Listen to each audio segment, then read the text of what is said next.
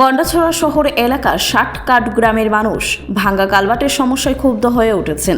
গ্রামবাসীদের অভিযোগ, দীর্ঘ 10 থেকে 12 বছর ধরে ষাটকাট শ্মশানঘাট সংলগ্ন একটি গুরুত্বপূর্ণ কালভার্ট ভেঙে পড়ে রয়েছে। কালভার্টটি মেরামতের দাবিতে পঞ্চায়েত, ব্লক অফিস থেকে শুরু করে মহকুমা শাসকের দপ্তর পর্যন্ত একাধিকবার জানানো হলেও বাস্তবে কোনো কাজ হয়নি। ফলে প্রতিদিন চলাফেরায় চরম অসুবিধার সম্মুখীন হতে হচ্ছে এলাকাবাসীকে।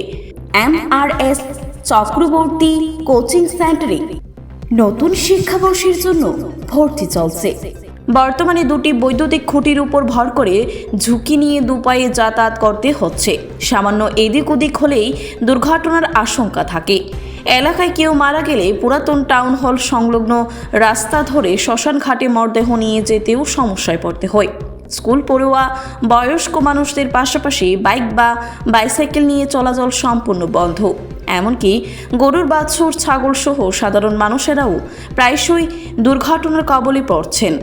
মহকুমা শহর এলাকায় এত গুরুত্বপূর্ণ একটি কালভার্ট বছরের পর বছর বেহাল অবস্থায় পড়ে থাকলেও প্রশাসনের নজর নেই বলেই অভিযোগ। এলাকাবাসীর জোর দাবি, দ্রুত কালভার্টটি মেরামত করে যাতায়াতের উপযোগী করা হোক। শ্মশানঘাট এলাকার এই খালপাটটা আজকে দীর্ঘদিন প্রায় 10-12 বছর যাবৎ এই খালপাটে এই অবস্থা আছে। আমরা মহকুমা শাসকের কাছে, পঞ্চায়েতে কত ডেপুটেশন দেওয়ার পরও এই খালপাটটা এখন পর্যন্ত তারা কোনো কিছু করতে পারতেছে না বা করতেছে না।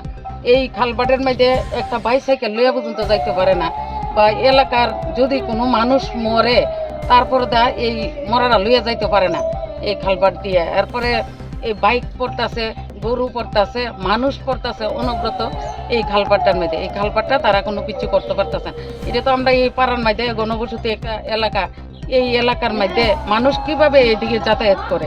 রাইতে বিয়ালে তো মানুষ দুই পায়ে হাঁটতেই অসুবিধা হয়, কিন্তু তারা ওই খালপাটটা কোনো কিছু করতে পারতেছে না বা করতেছে না। আজকে দীর্ঘদিন ধরে এই পরিবেশে আমরা আছি ষাটকাট এলাকার মানুষ।